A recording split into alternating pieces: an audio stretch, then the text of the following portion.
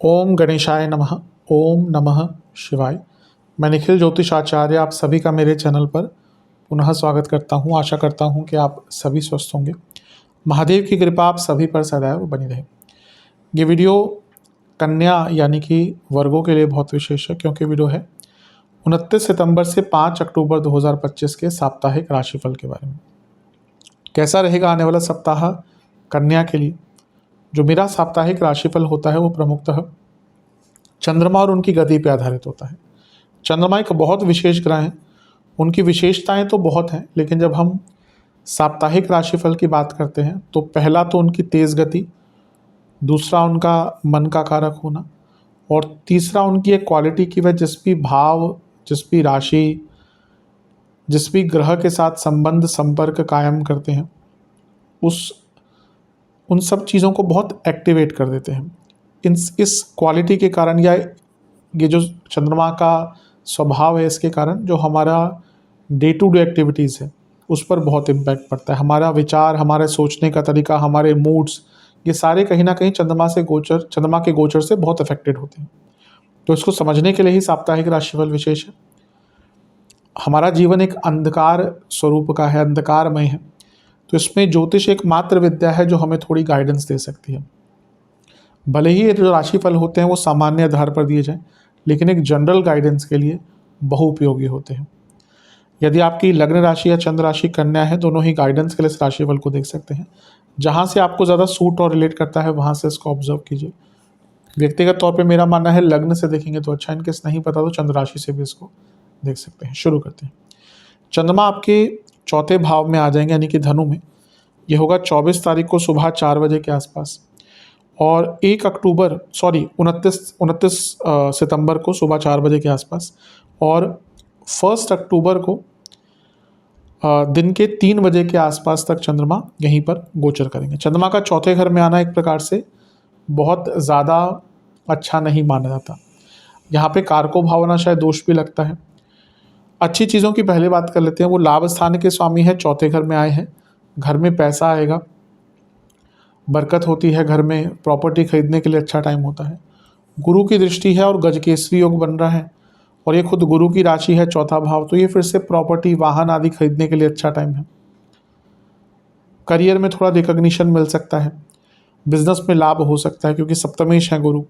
घर में पैसा आने की उम्मीद बहुत है। घर में कोई धार्मिक अनुष्ठान कराना है, कुछ धर्म से संबंधित कार्य करने हैं, बहुत अच्छा है। लेकिन यहाँ पे चंद्रमा केंद्रम योग में है, ऊपर से कारको भावनाशाय दोष, और उसके ऊपर से केतु का प्रभाव और शनि का प्रभाव। शनि का प्रभाव विषदोष क्रिएट करता है, और केतु का प्रभाव कहीं ना कहीं चंद्रमा को बहुत ज़्यादा पीड़ित कर देता है। और चौथे भाव क्या है? इमोशंस का भाव। तो इमोशनली हफ्ते का जो शुरुआती भाग है वो बहुत अच्छा नहीं जाने वाला। नेगेटिव थिंकिंग बहुत होगी, घर में थोड़े कलह कलेश हो सकते हैं। पैसा आएगा लेकिन घर में कलह कलेश रहेंगे, घर में अच्छा मूड नहीं रहेगा, उचाट सा माहौल रहेगा। माताजी की सेहत के लिए भी अच्छा नहीं होता, लेकिन आपकी खुद की इमोशनल हेल्थ के लिए बुरा टाइम होगा। शनि का प्रभाव है तो डिप्रेसिव थॉट्स, छोटी छोटी बातों पर बुरा मान जाना या नेगेटिव सोचना। और केतु के कारण क्या होता है, व्यक्ति बहुत ग्लानि की भावना से भर जाता है। 12वें घर के केतु देख रहे हैं तो व्यक्ति ग्लानि की भावना, इनसिक्योरिटीज़, पुरानी चीज़ों को सोचकर परेशान होता है। तो मानसिक दृष्टिकोण से देखा जाए थोड़ा टफ टाइम है। जैसे मैंने कहा गजकेसरी योग बना हुआ है, तो थोड़ा ईश्वर की आराधना करेंगे तो अवश्य लाभ मिलेगा। नवांश कुंडली बताती है कि अपने मन की बातें बहुत शेयर मत कीजिएगा, क्योंकि उसको कोई सुनने वाला मिलेगा नहीं इस टाइम पे। दशांश कुंडली कार्य क्षेत्र में ठीक है, रिकॉग्निशन आदि जैसे मैंने कहा प्राप्त हो सकती है। बिजनेस के हिसाब से एक ही चीज़ कहूँगा कि थोड़ा रिलैक्स रहिएगा, थोड़ा शांत होकर काम कीजिएगा। लव लाइफ, आपको एक दूसरे को समझना पड़ेगा, क्योंकि ऐसा लग रहा है कि अंडरस्टैंडिंग की कमी हो गई है। वैवाहिक जीवन सब कुछ ठीक है, लेकिन एक दूसरे को टाइम दीजिए और क्वालिटी टाइम दीजिए। स्टूडेंट्स को मैं यही कहूँगा कि आप बहुत अच्छा कर सकते हैं, लेकिन अभी भी आप अपने पोटेंशियल को समझ नहीं पा रहे। सेहत, कफ रोग, चेस्ट की प्रॉब्लम, सांसों से जुड़ी रोग और नसों की प्रॉब्लम। सर्वाष्टक में आपका पंचम भाव बली है, पैसा आएगा क्योंकि लक्ष्मी स्थान बली है, लेकिन थोड़ा सा ओवर थिंकिंग से बच के रहिएगा। 1 अक्टूबर चंद्रमा आपके पंचम भाव यानी कि मकर में आ जाएंगे। ये होगा दिन के 3 बजे के आसपास। और 3 अक्टूबर दिन रात के 10 बजे तक चंद्रमा यहीं पर रहेंगे। चंद्रमा का पंचम भाव में आना एक प्रकार से अच्छा ही माना जाता है। वो लाभ स्थान के स्वामी है और उनका लक्ष्मी स्थान में आना भी अच्छा ही माना जाता है। एक प्रकार से धन प्राप्ति का योग होता है, लक्ष्मी प्राप्ति का ये योग होता है, अच्छा ही योग इसको माना जाता है। और चंद्रमा खुद लाभ स्थान के स्वामी जब अपने से सप्तम में आते तो पैसे से संबंधित कुछ कार्य भी पूर्ण हो पाते हैं, धन कमाने के नए सोर्सेस खुल पाते हैं। यहाँ पर मंगल की दृष्टि है और ये मंगल की उच्च की राशि है और मंगल आपके तीसरे घर के स्वामी हैं और धन स्थान में बैठे हैं, यानी कि धन कमाने के अवसर खुलेंगे, व्यवसाय हो, जॉब हो, कुछ एक्स्ट्रा पैसे कमाने के तरीके हो, सब में लाभ मिलेगा। मंगल क्योंकि अष्टमेश भी है और धन स्थान में बैठकर देख रहे हैं तो ये अचानक से धन प्राप्ति और गुप्त धन की वृद्धि भी दिखाता है। सब कुछ अच्छा है। तो बुरा क्या है? बुरा ये है कि केंद्रुम योग अभी भी है, शनि की राशि में है, तो ओवर थिंकिंग अलग ही लेवल पर। मंगल भले ही धन देंगे लेकिन वो अष्टमेश भी हैं, इसलिए मन की अनिश्चितता बहुत रहेगी, अपने ऊपर विश्वास कम कर पाएंगे। और रही सही कसर गुरु से अष्टम में होने के कारण शकट योग, तो शकट योग से क्या होता है, कार्य डिले होना शुरू हो जाते हैं और इसके कारण भी प्रॉब्लम्स थोड़ी सी आती हैं। तो जहाँ हफ्ते का ये भाग धन के रूप से बहुत अच्छा है, लेकिन ओवर थिंकिंग, नेगेटिव थिंकिंग, अपने विचारों पर नियंत्रण ना ला पाना और कुछ कार्यों में विलंब होना, ये सारी चीज़ें तंग करेंगे। और क्योंकि मंगल का प्रभाव भी है और शनि की राशि में है चंद्रमा, तो कभी कभी बहुत अचानक से एग्रेशन आ जाना भी तंग करता है। नवांश कुंडली बताती है कि हर कार्य को समयबद्ध तरीके से कीजिएगा। दशांश कुंडली, कार्य क्षेत्र में जॉब चेंज करना चाहते हैं तो अच्छा टाइम है। बिजनेस, आप चीज़ों को सिंपल कर लीजिए क्योंकि अभी लग रहा है आपने बहुत कॉम्प्लिकेटेड कर लिया है चीज़ों को। जहाँ तक लव लाइफ की बात है, थोड़ा पैशन लाइए रिलेशनशिप में, उसकी कमी दिख रही है। वैवाहिक जीवन, कभी कभी सत्य बोलना प्रॉब्लम दे जाता है, ये वैसा ही टाइम दिख रहा है। थोड़ा डिप्लोमेटिक, थोड़ा शुगर कोटेड करके चीज़ों को बोलिएगा।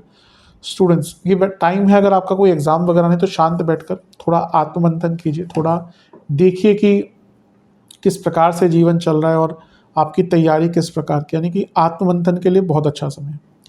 जहाँ तक सेहत की बात है, पेट के रोग, हार्मोनल प्रॉब्लम, बीपी की प्रॉब्लम, सर्वाष्टक में आपका 10वां घर बली है। कार्य क्षेत्र में जैसे मैंने कहा था जॉब चेंज करने का अच्छा मौका है और कुछ नए काम करने का अवसर भी आपको दिया जा सकता है। कुछ नए रोल मतलब कि आपको दिए जा सकते हैं। 3 अक्टूबर रात के 10 बजे चंद्रमा आ जाएंगे आपके छठे भाव में यानी कि कुंभ में और सप्ताह के अंत तक यहीं पर रहेंगे। इसी दिन बुध का गोचर भी हो जाएगा और वो आपके धन स्थान में आ जाएंगे।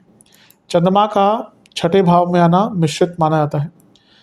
लाभ स्थान के स्वामी का अपने से अष्टम में जाना अचानक से धन का लाभ और रुका हुआ पैसा दे सकता है, ये एक अच्छी चीज़ है। लेकिन यहाँ पे चंद्रमा ग्रहण दोष में है। अच्छी चीज़ ये है कि जैसे मैंने कहा रुका हुआ पैसा, कोई सरकारी कार्य रुक रहा था, कोई एडमिनिस्ट्रेटिव कार्य रुक रहा था, वो पूर्ण हो सकता है। यहाँ पे शुक्र की दृष्टि भी है चंद्रमा पर, भले वो केतु के साथ है लेकिन कुछ अपने ऊपर कुछ पैसा खर्च करना था, कुछ विदेश संबंधित कार्य करने थे, उसमें पूर्णता मिल सकती है। लेकिन छठे घर में चंद्रमा वैसे ही व्यर्थ की चिंताएं बहुत बढ़ती हैं और यहाँ पे जब ग्रहण दोष लग गया तो व्यक्ति बहुत ज़्यादा ही चिंतित रहता है। मतलब कि ये वो टाइम है जब छोटी छोटी चिंताएं आपको बहुत ग्रसित कर देंगी, बहुत परेशान कर देंगी। कोई छोटी सी बात हुई आप एकदम परेशान होकर बैठ जाएंगे। इरिटेशन बहुत रहती है, एग्रेशन बहुत रहता है और व्यक्ति बहुत आर्ग्यूमेंटेटिव बन जाता है। आप देखेंगे हफ्ते के अंत में आपके कई लोगों से आर्ग्यूमेंट्स भी हो सकते हैं। और क्योंकि यहाँ पे राहु के साथ हैं तो प्रत्यक्ष और अप्रत्यक्ष शत्रु दोनों ही एक्टिवेट हो जाते हैं। तो यहाँ पे थोड़ा केयरफुल रहना है। पैसा किसी को उधार मत दीजिएगा, किसी पर विश्वास मत कीजिएगा, किसी भी शत्रु को कम मत आंकिएगा और अपने एग्रेशन पर थोड़ा कंट्रोल करने की कोशिश कीजिएगा। कुछ लोग प्रयास करेंगे यहाँ पे कि आपसे आर्ग्यूमेंट्स हो, आपको बस यही चतुरता दिखानी है। ज्योतिष का यही लाभ है कि थोड़ा सा गाइडेंस मिल जाती है। तो अगर कोई कोशिश करे आपको पोक करने की, अगर कोई ऐसी परिस्थिति बने जहाँ पे आर्ग्यूमेंट हो सकते हैं, आपको वहाँ पर शांत रहना है, क्योंकि ये समय ऐसा है कि आर्ग्यूमेंट्स ना तो आप अपनी बात ढंग से रख पाएंगे और वो फिर एग्रेशन में कन्वर्ट होकर चीज़ें खराब हो जाएंगी। एक अच्छी चीज़ है कि गुरु का प्रभाव है तो एक प्रकार से वो बचाएंगे। थोड़ा ईश्वर की आराधना करें, गुरु की आराधना करें, शांत रहें, मेडिटेशन करें, पूजा पाठ करके घर से निकलें तो अवश्य इन सब चीज़ों से एक छुटकारा मिल सकता है या उसका प्रभाव जो है नकारात्मक वो कम हो सकता है। लेकिन थोड़ा सा इन सब चीज़ों पर ध्यान देने की आवश्यकता है। लालच में आकर कहीं पैसा ना लगाएं, स्पेशली स्पेकुलेटिव मार्केट्स आदि से थोड़ा सा बच के रहें। नवांश कुंडली, शांत रहिएगा, किसी को बहुत अपने ऊपर अफेक्ट मत डालने दीजिएगा। दशांश कुंडली, कार्य क्षेत्र में वर्क प्रेशर बहुत रहेगा, इसके कारण भी हो सकता है थोड़ा इरिटेशन रहे। बिजनेस की मैं बात यही कहूँगा कि रिस्क मत लीजिएगा, शांत होकर काम करना है। लव लाइफ, छोटी छोटी बातों पर बहुत बड़ी बहस हो सकती है, थोड़ा शांत यहाँ पे भी रहना है और आराम से बातचीत करनी है। वैवाहिक जीवन, ऐसा लग रहा है कि कुछ लोग जानबूझकर आप दोनों के बीच में प्रॉब्लम्स क्रिएट करते हैं और वो उसमें सफल भी हो जाते हैं, क्योंकि आप दोनों के अपने बीच में जो ट्रस्ट है ना वो कम है। स्टूडेंट्स, आप थोड़ा सा एक्सप्लोर कीजिए, आप कैसे अपने आप को और बेटर कर सकते हैं, इस चीज़ पर ध्यान दीजिए। सेहत के दृष्टिकोण से इंडाइजेशन, इन्फेक्शंस और बीपी की प्रॉब्लम। सर्वाष्टक में आपका लाभ स्थान बली है, पैसों से संबंधित कुछ लाभ हो सकते हैं, लेकिन पैसा लगाने से, स्पेशली स्पेकुलेटिव मार्केट्स या कुछ बहुत जो लालच वाली चीज़ें होती हैं या बहुत ज़्यादा दिखावे वाली चीज़ें होती हैं, उसमें पैसा लगाने से थोड़ा सा बचिएगा। उपाय के स्वरूप में आपको गणपति जी को मिश्री का भोग लगाकर गणेश चालीसा का 2 बार पाठ करना है। आशा करता हूँ वीडियो काम आएगी। चैनल पर है सब्सक्राइब कीजिए, वीडियो को लाइक कीजिए। मिलता हूँ आप सभी से मैं अगली वीडियो में, तब तक के लिए ओम नमः शिवाय।